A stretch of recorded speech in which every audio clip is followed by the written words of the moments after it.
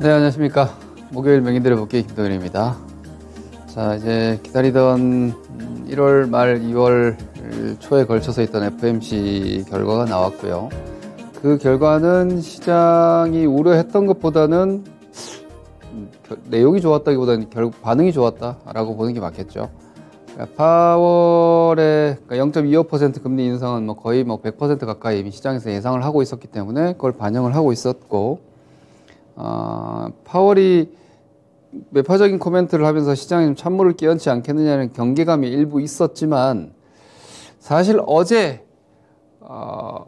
미국 시장 그리고 어제 우리 시장을 보면서 제가 무슨 생각이 들었냐면, 이거 어지간한 매파적인 코멘트가 나와도 시장이 그냥 뭉개고 갈지도 모르겠다라고 생각을 했어요. 왜냐하면 시장에 항상 통화정책권자들과 시장은 소통을 하게 돼 있는데, 시장은 파월이 그렇게 강경하게 나오지 않을 거라고 예상을 했거나, 혹은 어느 정도 강경하게 나오더라도 그걸 뭉개고 갈 준비를 하고 있었던 것 같아요. 시세 자체가 좀 그래 보였어요.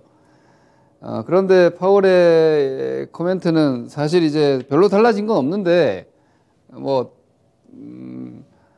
금리 인상을 2번 정도, 그러니까 이번과 다음이니까 3월까지는 추가 인상을 시사했어요. 추가 인상 가능성을. 그러니까 한 커플 정도니까 2번 정도의 추가 인상이 이번과 다음 정도까지는 인상 여지를 열어뒀고, 그리고 여전히 데이터를 강조를 했죠. 그러니까 데이터 디펜던스가 지속적으로 강조된다는 것은 앞으로도 나오는 데이터에 따라서 유동적일 수 있다는 것이기 때문에, 일단 현재로서는 3월에 추가 인상이 기존의 스탠스였으니까 이게 이제 5%까지 되는 거죠. 이 정도 언급을 했고, 그리고 아직까지 피벗에 대해서는 고려하고 있지 않다. 그래서 기존의 스탠스를 유지했어요. 그런데 거기에서 시장이 환호한 이유는, 제가 이 단어를 여러분들께 계속해서 말씀드렸죠. 이건 제가 작년 연말부터 이야기했던 거고, 디스인플레이션, 그죠? 이게 이번에 디스인플레이션이 오피셜로 나온 거죠. 파월이 직접적으로 디스인플레이션 언급을 했기 때문에. 이 디스인플레이션이라는 개념 자체가 이제 사실 PC 기준으로, 코어 PC 기준으로 4.4면, 그리고 헤드라인 CPI가 5.4 이 정도 수준이면 사실 아직까지 낮은 건 아니에요. 미국의 중립금리를 여전히 2%를 유지하고 있고, 그리고 잠재 성장률이 3% 내외인 점을 감안하면 사실 미국의 인플레이션율이 4에서 5%대 나오는 상황은 여전히 인플레이션이라고 볼 수 있어요. 그런데 이게 9%대에서 낮아지고 있는 상황이기 때문에 이 디스인플레이션이라는 얘기를 하는 거예요. 디플레이션은 아니죠. 디플레이션은 완전히 경기가 침체돼서 오늘보다 내일이 가격이 낮기 때문에 기업들도 생산을 안 하고 구매자들도 내일 더 싸게 살 수 있으니까 오늘 소비를 안 하는 최악의 경기 상황인 것이고, 지금은 지나치게 높은 인플레이션이 꺾이면서 나타나는, 이게 디스인플레이션이 결국은 이게 정책 전환인 거거든요. 정책 전환. 그러니까 통화 정책의 전환을 얘기할 때 디스인플레이션을 언급을 하는 건데, 그 디스인플레이션을 파월이 직접적으로 워딩을 했다라는 데서 시장은 정책 전환의 의지로 읽은 거예요. 그래서 사실상 추가 인상을 한 번 정도 더 여전히 남겨두고 있고, 아직까지 피벗은 그러니까 완화적인 통화 정책으로 전환은 멀었다라는 코멘트를 기존과 유지를 했지만, 이 디스인플레이션이라는 언급이 이전에 했던 얘기를 하면서 이걸 추가하면서 그동안 이야기했던 것과 이번 회의에서 언급한 것을 비교하면은 좀 더 완화적으로 돌아섰고, 공식적으로 인플레이션이 완화되고 있다는 것을 인정한 거죠. 그러니까 여기에 반응을 크게 한 거예요. 그래서 미국 시장이 어제 2%선 강세를 보였는데, 잠깐 미국 그림을 잠깐 보시죠. 근데 이게 사실은 제가 여러분들께 이렇게 계속 말씀을 드려왔죠. 다우가 선행했지만 다우가 선행할 상황이 아니라고. 이게 왜냐면 되게 이게 뭐랄까 좀 아이러니한 상황인데요. 이 다우가 뭡니까? 다우가 경기잖아요. 다우는 경기에 대한 민감한 섹터 종목들이 좀 더 많은 편이에요. 뭐 은행부터 해서 뭐 산업재, 뭐 소비주 이런 쪽이 미국 시장에서는 많고, 나스닥은 뭐 아무래도 빅테크의 비중이 크잖아요.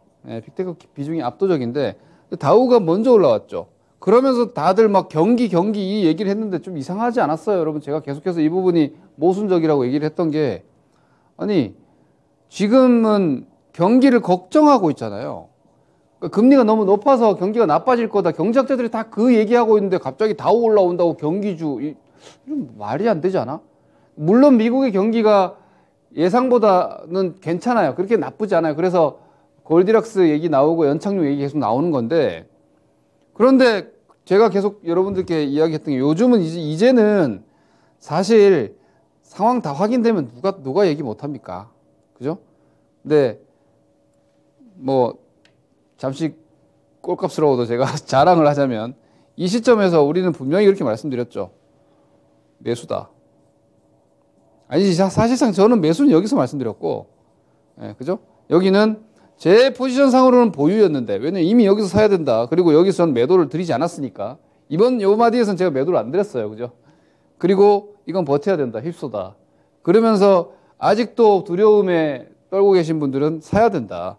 라고 말씀드리면서, 제가 저기는 긴축이었는데, 긴축을 예고했는데, 여기는 완화를 예고하고, 긴축의 중단을 예고했는데, 뭐가 겁나냐.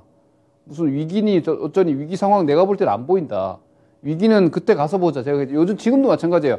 아직도 남아있는 극소수의, 이제는 여러분, 비관론자들이 다 숨었어요. 원래 그렇습니다. 제가 지난주에 이렇게 말씀드린 비관론자들 지금 두려울 거다. 제가 심지어 전문가의 입장에서라고까지 말씀드렸죠.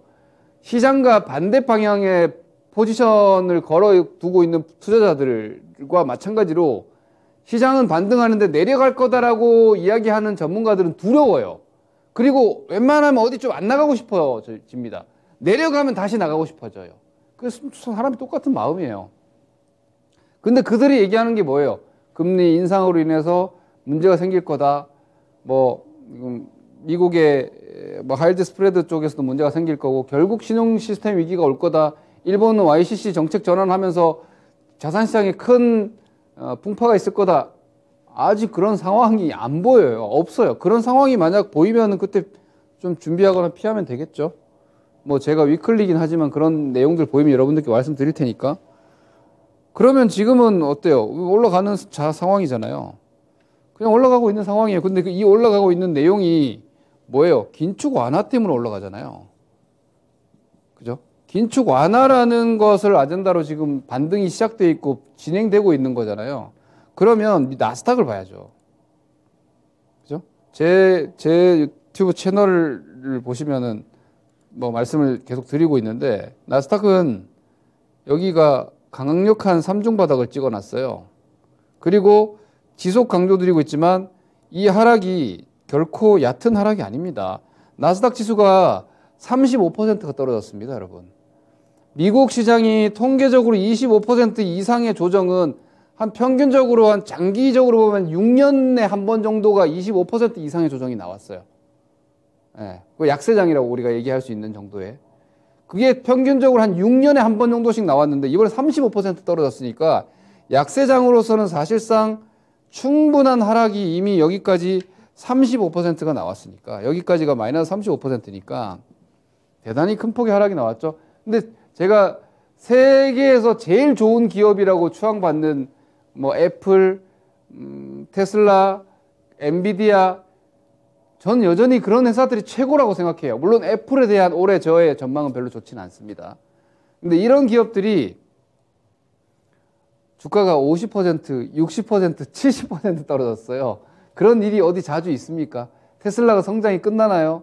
엔비디아가 AI 칩에 거의 지금 뭐 구글과, 예전 구글의 어떤 안드로이드와 같은 포지션을 자율주행 AI 칩 플랫폼에서 가지고 있는데, 그런 회사가 성장이 끝나겠습니까? 뭐 무슨 최근에 미국에서 자금이 빠져서 비미국 자산으로 들어간다, 뭐 이제 성장이 끝났다니 어쩌니 하는데, 말도 안 되는 소리예요. 여러분, 시대적인 성장은 그렇게 쉽게 끝나지 않아요. 그러면 이런 엄청난 빅테크 기업들이 미국 나스닥에 포진하고 있는데, 근데 심지어 그 나스닥 시장이 최근에 쌍바닥, 저는 삼중바닥보다는 쌍바닥 패턴이라고 보고 있는데, 최근에 찍어놨어. 이제 여기야. 그러니 이번 FOMC를 이겨낼 수 있지 않았나라고 저는 생각을 합니다. 왜냐? 별로 내릴 자리가 없거든요. 그래서 제가 이번 FOMC는 제가 지난주에는 뭐 별 무리 없을 테니까 여러분들 그냥 가셔도 된다 이렇게 의견 드렸던 게, 밀려봐야 이만큼이었어요. FOMC 밀려봐야. 그리고 오늘 만약에 이 FOMC의 파월의 이야기를 재해석하면서 야, 여전히 매파적이었던 거야. 우리가 뭐 디스인플레이션에 너무 환호했는데 사실 연준의 포지션은 달라진 게 없어 하면서 좀 떨어질 수도 있겠죠. 오늘 저녁이라도. 떨어져 봤자라는 거죠. 얼마 떨어질 자리 없다는 거예요. 그러니까 여전히 공격이에요. 여전히 공격인데, 보시다시피 여기 뭐 밀릴 자리가 어디 있어요. 이런 자리는 여러분 그냥 심플하게 생각을 하세요. 여기서는 어느 포지션만 걱정하면 되냐면, 여기서의 걱정은, 이 정도의 그림에서의 걱정은 누가 하는 거냐면 붕괴를 예상하는 경우에만 하는 거예요. 그러니까 이 저점이 깨진다라고 보는 사람만 여기서 걱정하는 거예요. 여기서 깨진다라고 예상을 할 경우에는 여기서 매도를 해놔야겠죠. 여기서 매도고, 더 올라가도 매도고, 더 올라가도 매도죠. 그러니까 지금 현재도 비관론자들은 어때요? 팔아야 된다, 팔아야 된다, 팔아야 된다, 팔아야 된다, 팔아야 된다, 계속 올라갈 때 계속 팔아야 된다 할 거예요. 그리고 내려가면 거봐라 이럴 거예요, 분명히. 그거는 비가 올 때까지 기우제를 지내는 거예요. 비가 올 때까지 기우제를 지내는 거예요. 기우제는 한 번도 틀리지 않아요. 전 세계적으로 기우제는 다, 그래서 예전에는 왕의 힘보다 재단의 힘이 더 강했던 거 아닙니까? 왕은 비를 내리지 못하지만 재단장은 계속해서 기도를 하고 결국은 비가 올 때까지 기도를 하니까 비가 오면 사람들이 막 환호하는 거 아닙니까? 그런 것처럼 그렇게 하면 안 돼요. 전략은 물론 장기적인 투자, 뭐 경제학자들은 그렇게 여전히 볼 수 있죠. 아직까지 올해 경기 여전히 안 좋을 수 있다. 왜냐하면 지금 미국도 어젯밤에 ADP 고용 보고서가 예상보다 고용수가 급감했어요. 이건 사실 경기적 관점에서 보면은 이 긴축 약발이 먹히기 시작하고 미국 고용 시장이 좀 타이트해지고 있다라는 신호가 있거든요. 그러면 나중에 이제 경기가 조금 더 둔화될 수도 있어요. 그런데 그래서 이만큼 떨어져 있잖아요. 그래서 경기가 엄청나게 폭망해가지고 뭐 기업들이 도산하고, 이렇게 도산하는 기업들 때문에 신용 위험이 발생하지 않는 한 이 정도는 경기 둔화까지 반영하고 있는 거라고요. 그럼 적당히 올라갔다가 경기가 그렇게 좋지 못하니까 박스만 치면 되는 거예요. 근데 지금 또 좀 올라오니까 또 막 랠리를 얘기하고 다시 뭐 사상 최고가를 기대하고 이런 의견들도 나오는데 그것도 오반 거예요. 그러니까 지금은 냉정하게 봤을 때, 이번 FOMC 또 넘어갔으니까 다음 점도표가 나오는 3월 중순까지는 일단은 큰 이벤트가 없어요. 큰 이벤트가 없으니까 당분간은 조금 뭐 평화롭겠네. 저는 나스닥을 여기까지도 보는데, 그럼 밀리면 여전히 조정식 매수인 거고, 그죠? 대밀리면 올라갈 공간이 여전히 있는 거니까 아직까지 본격적인 뭐 방어 관점이나 이런 건 별 필요 없어요.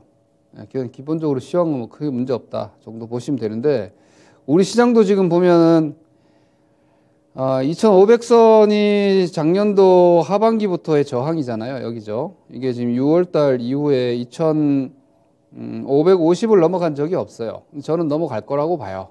저는 넘어간다고 예상을 해요. 지금 2460이니까 어차피 넘어갈 그림이기 때문에 여기서 좀 흔들려가지고 2400 본들 어쩌하리 이렇게 보시면 되고, 아주 높게 나오진 않더라도 저는 600대나 이 정도까지는 진행을 할 수 있다고 보고 있거든요. 뭐 당분간은 별 문제 없다. 월봉 잠깐 보여드리겠습니다. 코스피 월봉을 보시면, 저는 여러분 종목을 매매하는 사람인데 방송에서는 주로 시황만 얘기를 하네요. 항상 저한테 궁금해하시는 게 시황일 테니까. 저 종목 얘기를 많이 안 하니까 얘기를 많이 안 하는 거지. 종목으로, 저도 수익은 종목으로 냅니다. 자, 월봉 보세요. 여기 60개월 선입니다. 제가 말씀드렸죠. 이게 60개월 선이고, 저는 이때도 여러분들께 말씀드렸다시피, 상반기는 여기라고 생각한다. 올해 상반기는 여기 20개월 선 이렇게 내려오죠. 요 구간일 것이다 라고 저는 전망을 합니다. 거기서 이제 이 이상은 어떻게 될까? 이 밑으로 내려올까? 위로 올라갈까는 올해 하반기 이후에 금리 상황을 시장이 이겨내느냐. 5% 이상 넘어가는 게 맞아요. 그죠? 근데 그 상황에서 신용 위험이나 혹은 일본도 이거 YCC를 철회할 수밖에 없을 거예요. 일본이 과연 미국이 금리를 3% 이하까지 낮출 때까지 YCC를 유지해가지고 계속해서 저 디플레 상황을 갈 수 있느냐. 일본 물가 상승률 4% 나왔어요. 못 버텨요. 근데 일본은 지금 아주 복잡합니다. 금리를 올릴 수도 없어요. 왜냐? 일본이 이미 GDP 대비해서 국가 부채 규모가 270%대에 달합니다. 이거 금리 올라가면은 일본 재정이 못 견딥니다. 그래서 일본이 잠재적인 위험이 될 수도 있고 여러 가지 불협화음들은 여전히 있습니다. 근데 그런 게 아직 뭔가 터지는 신호가 없기 때문에 당분간은 이 공간에서의 반등을 누리면 되는데 그런 뭔가 문제가 터지면은 뭐 이거 안 깨요. 제가 전에도 말씀드렸지만 이런 상황에서 여러분 이런 상황에서 2100대 만약에 제가 예상하는 대로 뭐 한 2600이나 700선까지 갔다가 2100 깨려면은 예를 들어 2600에서 2650이라고 칩시다. 그럼 2100을 깨려면은 이게 몇 포인트입니까? 무려 500포인트인데 그럼 지수가 마이너스 20%가 까인다는 얘기인데 여기서 다시 이거는 금융위기에 준하는 위기가 오지 않는 이상 이거 쉽게 못 깹니다 이제. 그래서 2100대를 저점 찍었다고 여러분들은 기본적으로 인식하고 여전히 보셔야지 이거 또 깨지면 어떡하지 또 깨지면 어떡하지 이런 머릿속에서 빨리 버리시라 라고 말씀드리겠고요. 이런 상황은 제가 아무리 고민해봐도 미국도 지금 재정 건전성이 되게 강한 편이고요. 이거는 문제가 생기면 제가 볼 때 일본일 것 같아. 예, 대마가 불사인데 대마가 쓰러지면 박살난다 그랬죠 제가 지난 9월 말에 영국 흔들릴 때 대마 불사다고 하면서 이건 사야 된다고 말씀드렸죠. 위기가 너무 큰 게 왔기 때문에 오히려 사야 된다고. 이건 절대로 무너뜨리지 않고 봉합하고 갈 거라고. 그리고 다 됐잖아요. 그리고 우리나라 레고랜드 사태나 그런 것도 마찬가지예요. 지금 무너뜨리지 못한다고. 다 봉합하고 갔죠.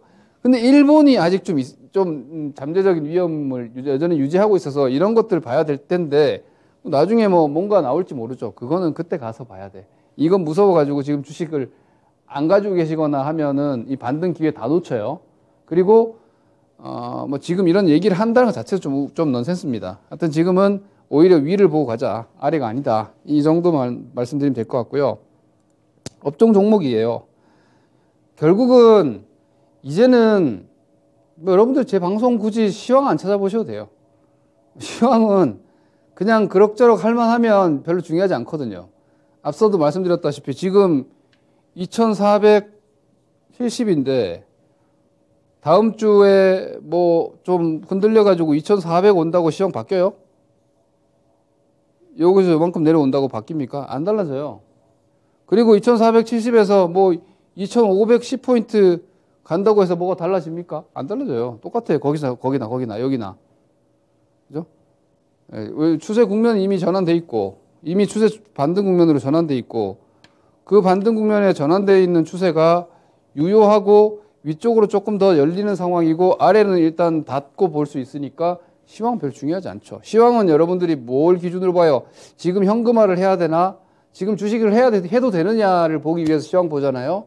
우리는 지수 선물 매매하거나 뭐 이런 사람이 아니니까. 그죠? 일단 기본적으로 종목을 보시면 되는데 한 가지만 좀 이건 의견입니다. 이거 지금부터 이 시간 거의 제 의견을 이야기하니까. 저는 경제학자가 아니에요. 경제학자들은 데이터랑 차트 쫙 얘기하고 그것만 얘기하잖아요. 의견이 별로 없고 데이터가 안 좋다, 경기가 안 좋다만 얘기하니까 그것만 듣고 있으면 주식 못 사죠. 근데 저는 주식을 얘기하는 거예요. 시장을 얘기하는 거고. 지금 중요한 거는 제가 반도체하고 은행 올라오는 자리에서도 반도체하고 은행이 주도주는 아니라 그랬죠. 오히려 지난번에 신한지주 기준으로는 이거 이제는 다 왔다. 왜냐하면 장기 투자를 하시는 입장이라면은 좀 얘기는 달라요. 지난번에 주주 환원에 대한 강화 이런 것들 얘기하면서 뭐 배당 성향이 25에서 35 가면 뭐 이익률 기준으로 따지자면은 10%의 배당 성향의 순이익에 대한 주주 환원이 강화되는 거지만 퍼센테이지로 보면은 한 5.5 정도의 배당 수익률이 나오는데 이게 한 2.5, 7.5 되는 거 아닙니까? 그죠? 예, 25% 정도 되니까.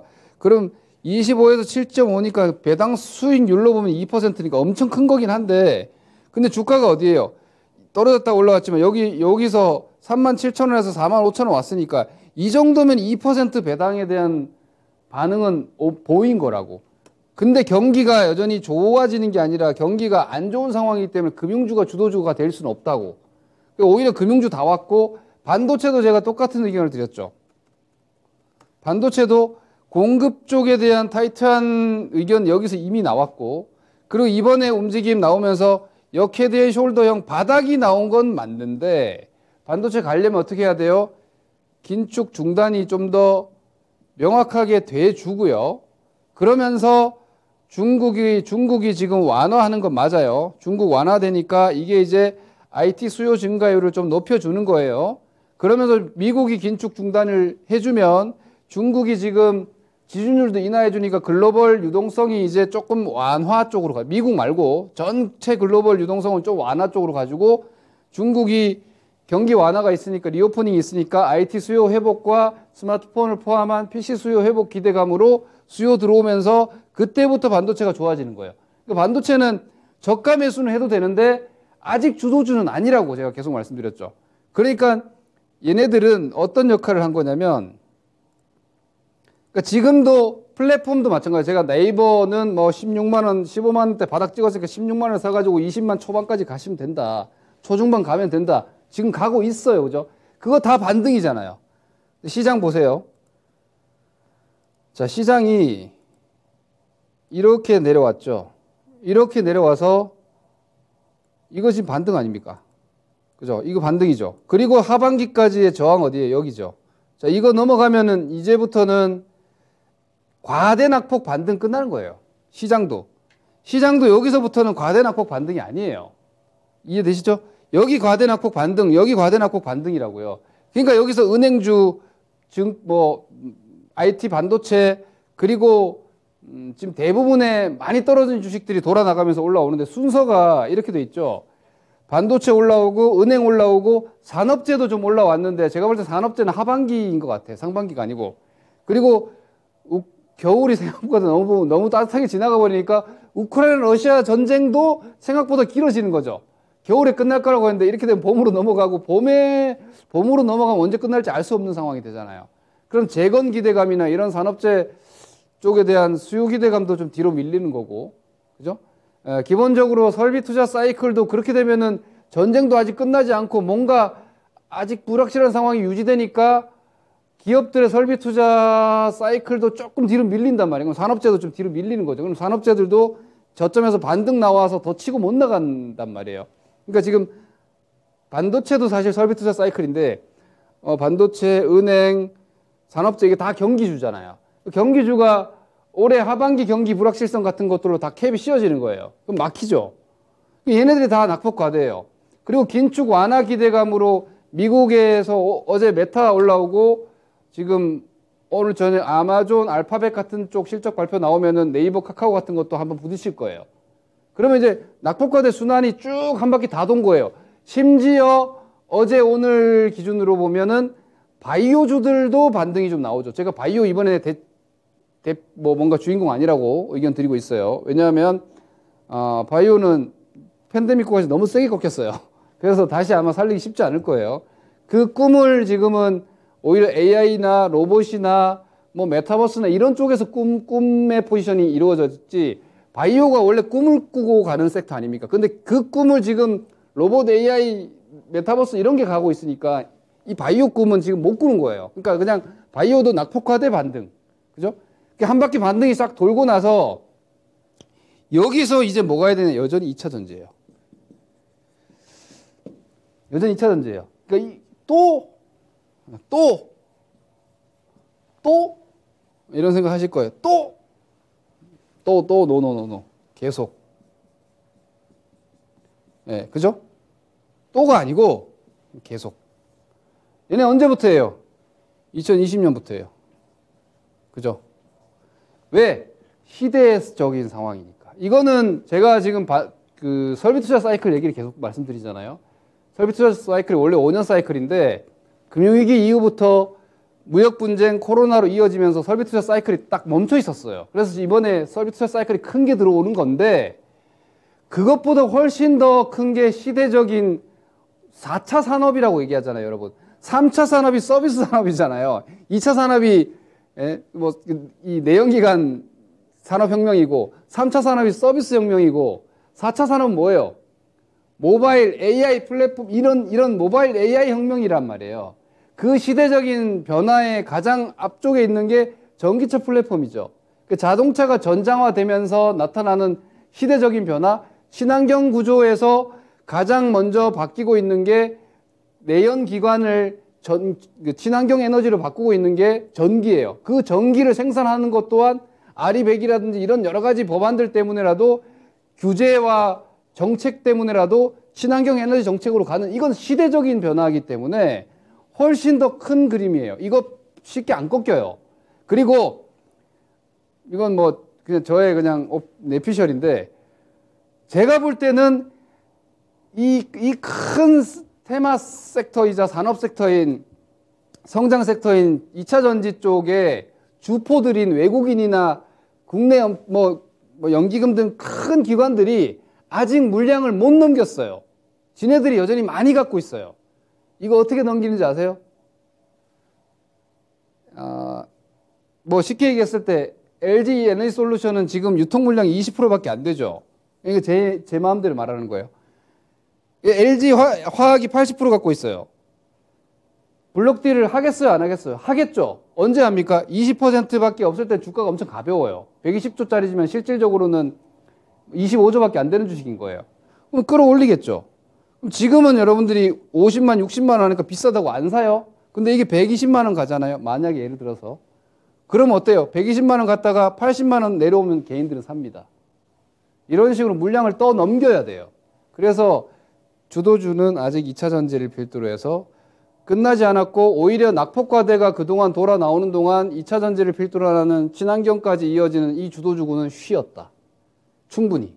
그래서 이제는 과대 낙폭이 조금 약해지면서 주도주 차별화로 넘어가는 시황 변곡점에 있다고 봅니다. 이 점 참고 한번 해보시기 바랍니다. 이상입니다. 다음 주에 뵙겠습니다. 김동현입니다.